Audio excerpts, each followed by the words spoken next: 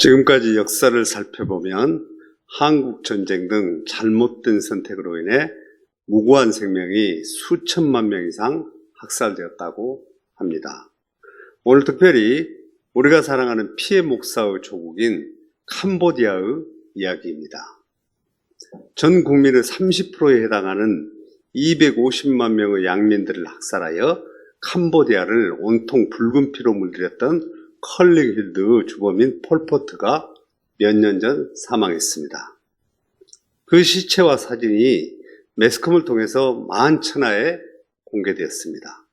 수의를 걸칠 형편도 되지 못한 남루한 옷을 입었고 헝클어진 머리와 솜으로 틀어막은 코와 허공을 향해 벌어진 입과 새파란 입술, 몸은 바짝 말라 있었습니다. 그 시체는 빈손이었고 폴포트가 숨어 살았던 움막 같은 집과 흙먼지 속에서 개 한 마리가 왔다 갔다 하고 있었습니다. 최고 권력을 쥐고서 3년 8개월 동안 250만 명을 학살하는 인간 백정이었습니다. 어떻게, 왜 이런 일이 일어날 수 있었을까요? 그 이유는 폴포트 잘못된 선택 때문입니다. 그는 하나님 없는 인간의 행복과 하나님 없는 인간의 평등을 선택합니다. 무신론인 공산주의를 그는 선택하고 말았습니다. 예수 그리스도를 믿는 수많은 크리스찬을 죽이고 교회당을 불태웠습니다. 안경을 쓴 사람, 교복을 입은 학생, 부자와 관료들은 부르주아로 간주하고 모두 학살하고 말았습니다. 하나님을 부정한 공산주의자가 얼마나 무지막지한지를 보여줍니다. 이 세상에서 가장 무서운 범죄는 무엇입니까? 하나님 없이 행복을 꿈꾸는 것, 그것은 하나님을 부정하고 하나님을 믿지 않고 자기 힘으로 인생을 살고자 하는 것입니다. 인생은 그렇게 간단하지가 않지요.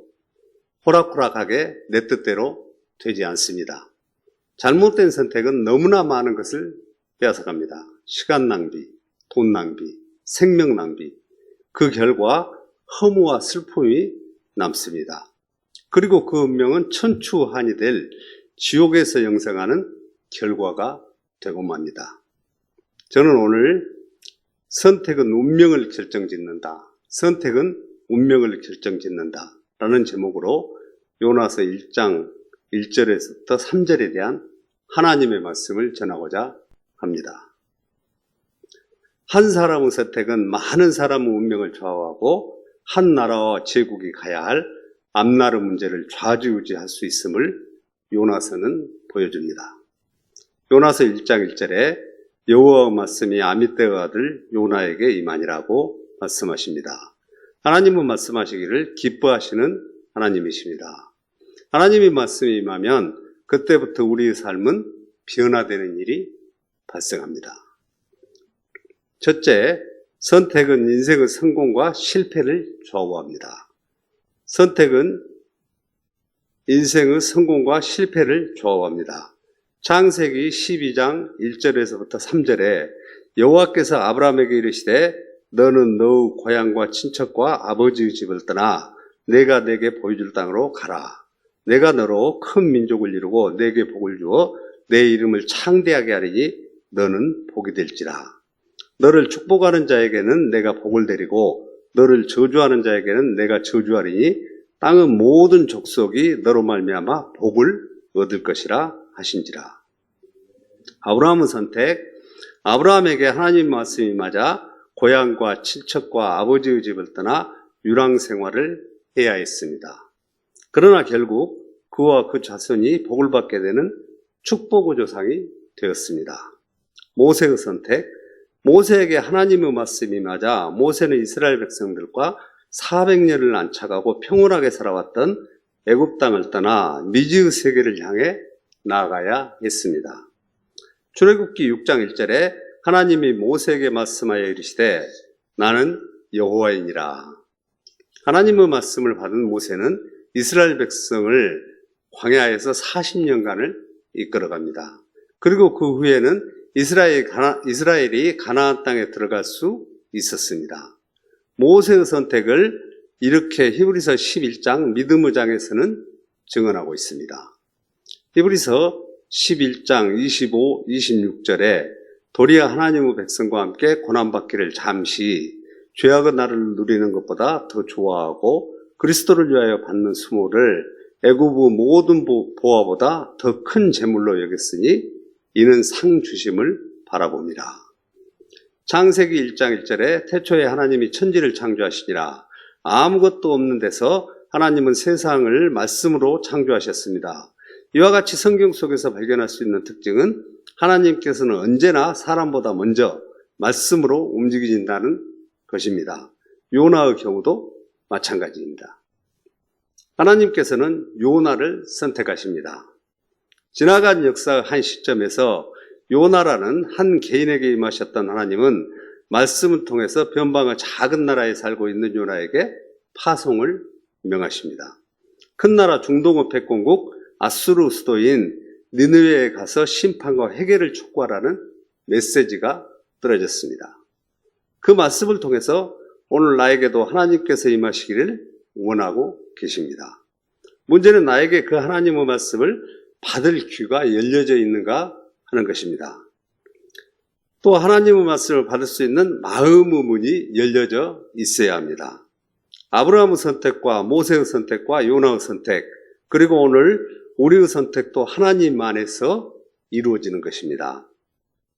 그 결과 인생의 성공과 실패를 결정짓는 것입니다. 둘째, 가장 어려운 곳에 하나님의 사람을 선택해서 보내시는 하나님입니다. 가장 어려운 곳에 하나님의 사람을 선택해서 보내시는 하나님입니다.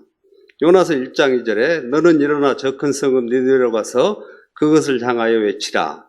그 악독이 내 앞에 상달되었음이니라 하시니라. 2절에서 우리는 중요한 세 단어를 발견하게 됩니다. 일어나, 가서 외치라 입니다.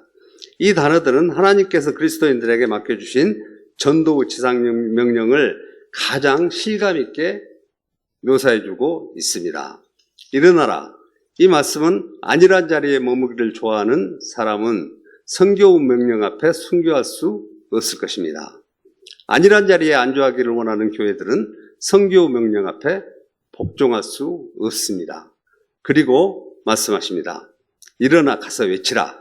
우리는 이 말씀 앞에 얼마나 순종하고 복종할 수 있겠습니까? 주님께서 중대한 명령을 주시고자 할 때마다 이 동사가 어김없이 성경에 나타납니다. 사도행전 8장 26절에 주 사자가 빌립에게 말하여 이르되 일어나서 남쪽으로 향하여 에루살렘에서 가사로 내려가는 길까지 가라 하니 그 길은 광야라. 이 말씀은 빌립이 사용하기를 원하시는 하나님의 명령이 빌립에게 임하는 장면입니다. 성경에 일어나서 가라는 단어가 여러 번 기록되는데 이 동작에는 주님의 중요한 선교 명령을 위해서 쓰여지는 단어입니다. 사도행전 9장 11절에서도 이방인 선교 새로운 장을 열기 위해 주님은 바울을 보내시기를 원하며 이렇게 말씀하십니다. 주께서 이르시되 일어나 직가로 가라 하는 거리로 가서 유다의 집에서 다섯 사람 사울이라 하는 자를 찾으라. 그가 기도하는 중이니라. 주께서 말씀하십니다. 일어나라. 사울을 통해서 선교 유대한 과제를 펼치시기 위해 명령하십니다. 주님께서 아나니아에게 말씀하실 때 일어나라는 동작이 묘사되고 있는 것을 볼 수 있습니다. 한 걸음 더 나아가서 사도행전 10장 20절을 보겠습니다. 일어나 내려가 의심하지 말고 함께 가라. 그가 내가 그들을 보내었느니라 하시니 주님께서 베드로에게도 말씀하십니다. 그를 고넬료에게 보내시면서 일어나라 의심치 말고 함께 가라고 명하십니다. 주님께서는 중요한 선교 명령을 주시려고 할 때마다 언제나 일어나라는 이 동작이 나타나고 있습니다. 그 다음에 주께서 또 말씀하십니다. 그리스도께서 말씀하신 지상명령의 내용은 가서 모든 족속으로 제자를 삼으라는 것입니다. 이 말씀에서 핵심은 제자를 삼는다는 것은 어떻게 하는 것입니까? 잃어버린 영혼들을 찾아 흩어져 가는 일입니다. 그러나 더 중요한 것은 우리 한 사람 한 사람이 한 영혼을 위해 끝까지 예수님의 지상명령을 따라 사명을 감당하는 주님 안에서 함께하는 소명일 것입니다. 주님께서 모든 하나님의 백성들에게 말씀하십니다. 가라고 말입니다. 우리는 잃어버린 영혼들에게 얼마만큼 어떻게 찾아가기를 원하고 계십니까? 그것은 복음의 말씀으로 훈련받은 우리 그리스도인들이 흩어져 하나님의 말씀을 선포하라는 지상 명령입니다. 아직 주님을 알지 못하는 사람들을 찾아가 신실하게 복음을 나누며 전도를 하는 성도들의 모습은 얼마나 아름다울까요? 우리가 진정으로 복음의 말씀을 선포하고 선교 사역을 위해서 구체적으로 행동하는 그리스도인이 된다면 하나님께서는 크게 기뻐하실 줄로 믿습니다. 그 다음 명령은 외치라입니다. 내 삶의 철학을 외치라는 것이 아닙니다. 내 생각을 나누라는 것도 아닙니다. 내 삶의 철학과 내 생각의 사상은 아무도 구원시킬 수 없습니다. 이것이 아무리 논리적이고 이치에 적합하다고 할지라도 자신의 생각으로는 한 사람의 영혼도 그리스도 앞으로 이끌 수가 없습니다. 우리는 다만 주님이 주신 복음의 말씀을 붙잡고 외쳐야 합니다. 그러기 위해서는 주님의 말씀을 먼저 받아야 하고 받은 말씀이 있는지요. 그리고 우리는 이 말씀을 나누기를 원하고 계신 우리 주님께로부터 선교 현장에서 그 말씀을 외칠 준비가 되어 있어야 합니다. 셋째, 왜 요나는 니느웨로 가는 것을 선택하지 않았을까요? 요나가 니느웨로 가지 않는 이유는 세 가지로 요약해 볼 수 있습니다. 첫째, 환경에서 오는 두려움 때문입니다. 이 아시리아는 당시 이스라엘 민족의 적국이었으며 하나님께서는 요나에게 적은 나라 수도에 가서 외치라는 것입니다. 변방의 작은 나라에 살고 있는 요나에게 큰 나라 중동의 패권국 아수르 수도인 니느웨에 가서 심판과 회개를 외치라는 명령이 떨어졌습니다. 하나님은 이스라엘만의 하나님이 아니라 만국의 하나님이시기 때문입니다. 하나님이 니느웨의 심판을 명하시는 이유는 무엇 때문입니까? 그들의 악독 때문입니다. 악독이 내 앞에 상달됐다는 말은 그들이 행하는 악행에 의해서 가난한 자, 약자의 고통과 비명소리가 하나님께 들렸다는 것입니다. 하나님께서는 니느웨 성이 멸망하기 전에 요나를 통해서 그들의 회개를 촉구하라고 기회를 부여하십니다. 그들을 구원하시려는 놀라운 은혜와 경륜이 요나에게 새로운 선교 장을 열도록 하십니다. 둘째, 자신의 편견과 자기 생각 때문입니다. 그러나 도망치는 요나가 어떻게 응답하는지 보겠습니다. 요나서 1장 3절에 요나가 여호와 얼굴을 피하려고 일어나 다시스로 도망하려 하여 욥바로 갔더니 마침 다시스로 가는 배를 만난지라. 여호와 얼굴을 피하여 그들과 함께 다시스로 가려고 뱃삭을 주고 배에 올랐더라. 우리는 주일마다 닥쳐오는 주님의 말씀 앞에, 나에게 말씀하시는 주님의 사명 앞에 어떻게 응답하는 것이 바람직하겠습니까? 주님께서 가장 소중하게 여기시는 한 영혼의 구원을 위해 순종하고 전도를 해야 합니다. 3절에 그러나 요나는 여호와 낯을 피하려고 일어나 다시스로 도망하려 하여 욥바로 내려갔더니, 아마도 요나는 이렇게 생각했을지도 모릅니다. 하나님, 왜 하필이면 나입니까? 무엇 때문에 내가 그 일을 해야 합니까? 요나는 일어나 가서 외쳐라 는 하나님의 말씀을 듣고 화가 났을 것입니다. 그래서 요나는 불순종하여 니느웨의 정반대쪽 다시스로 가려고 욥바로 내려갔던 것입니다. 셋째, 가보지 않는 세상에 대한 그리움입니다. 그러나 하나님은 쓰시고자 하시면 들으시고 대화하시고 설득하시는 분이십니다. 나를 지으신 이가 나를 쓰시기를 원하시고 나의 인생을 계획하신 이가 나를 쓰시기를 원하십니다. 그때 나는 어떻게 해야겠습니까? 우리 주님은 아시리아, 이스라엘 등 세계의 정세를 움직이는 가운데서도 요나라는 한 인물에게 관심을 쏟고 계십니다. 우리는 때때로 너무 위대하신 하나님께서 설마 나 개인에게까지 관심을 갖고 계실까 하는 생각을 합니다. 그러나 하나님은 민족들의 하나님이실 뿐만 아니라 나라는 개인의 계획도 갖고 계시는 하나님이십니다. 주님은 요나의 삶에 대한 계획도 가지고 계시고 요나를 쓰시기를 원하십니다. 또한 요나에게 말씀을 주시고 찾아가시고 일어나 가라 외치라 내가 너를 위한 삶의 계획을 통해서 사용하기를 원한다고 말씀하십니다. 느느웨 성만은 하나님의 계획이 없을 것이라고 확신했던 요나, 아니 니느웨만은 하나님이 나를 보내실 리 없다고 확신했던 요나, 그 요나는 순종의 길 대신 불순종의 길을 선택했습니다. 요나는 아마도 자기 민족의 대적인 니느웨만은 하나님의 계획 속에 있지 않을 것이라고 생각했던 것입니다. 이렇듯이 하나님이 쓰시기에 가장 어려운 사람이 자신의 신념이 굳은 사람일 것입니다.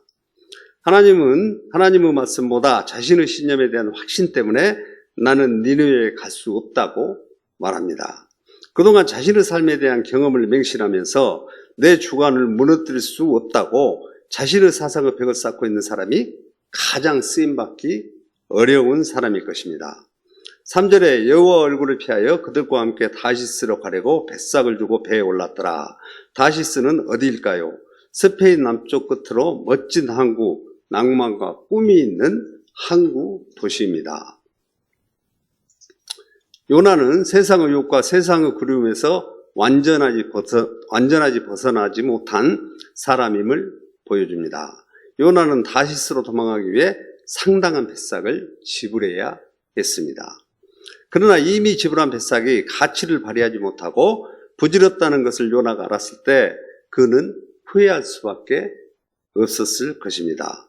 이렇게 주님으로부터 피한다는 것은 어리석음이며 돈과 시간의 낭비라는 것을 알아야 합니다. 하나님과 의논하지 않고 주님 없이 계획했던 인생의 여러 가지 일들을 돌이켜보면 시간의 낭비였음을 우리는 주님 앞에서 다시 한번 깨닫게 될 것입니다. 요한복음 15장 5절에 나는 포도나무요 너희는 가지라 그가 내 안에 내가 그 안에 거하면 사람이 열매를 많이 맺나니 나를 떠나서는 너희가 아무것도 할 수 없음이라는 말씀의 의미는 무엇입니까? 하나님은 믿지 않는 행위입니다. 그것은 자신의 힘으로 하나님의 시선을 피해서 달아날 수 있다는 불순종과 불신앙에 대한 것입니다. 그리고 이 불순종의 배후에는 그를 쓰시기를 원하는 하나님의 말씀을 온전히 신뢰하지 못했던 요나의 불신앙이라고 할 수 있습니다. 이 불순종과 불신앙이야말로 요나의 행위에 대한 근본적인 범죄의 뿌리인 것입니다. 이제 말씀의 결론을 정리합니다. 첫째, 선택은 인생의 성공과 실패를 좌우합니다.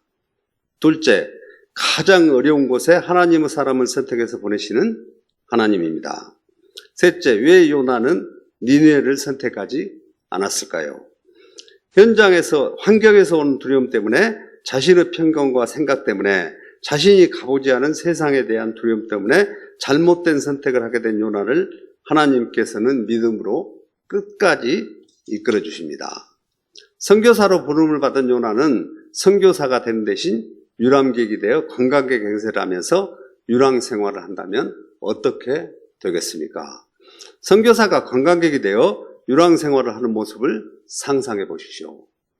하나님은 요나를 선교사로 쓰시기를 원하는데 그는 관광객이 되었습니다. 요나는 하나님이 보내시려는 방향과 상관없이 아주 값비싼 뱃삭을 주고 유람선을 타고 새로운 인생의 이정표를 설계하면서 다시스를 향해 길을 떠났습니다. 요나는 요놈의 나입니다. 오늘 또 니느웨냐 다시스냐의 선택이 우리 앞에 달려 있습니다. 우리의 선택이 나와 가정, 자녀, 가문, 민족의 장래에 큰 영향을 끼치는 것입니다. 성도 여러분, 요나서 이야기는 여기서 끝낼 수도 있습니다. 하나님께서 이제 너와는 완전히 끝난다고 말씀하실 수도 있을 것입니다. 그렇게 하셔도 아무도 하나님께 항의하거나 왜 이렇게 하시느냐고 반문할 수도 없습니다. 요나야, 나는 이제까지 너에게 할 만큼 했고 이제 더 이상 너를 쓸 수가 없게 되었구나. 너 자신을 믿고 도망하는 너를 어찌할 수가 없게 되었구나 라고 이야기를 끝을 맺어도 요나는 하나님에게 할 말이 없을 것입니다. 그러나 이제부터 전개되는 요나의 사연은 하나님이 요나에게 덤으로 주시는 은총인 것입니다. 하나님은 이제부터 요나를 그대로 방관하지 않으시고 그를 추적하시는 하나님의 손길을 다음 설교에서 보게 될 것입니다.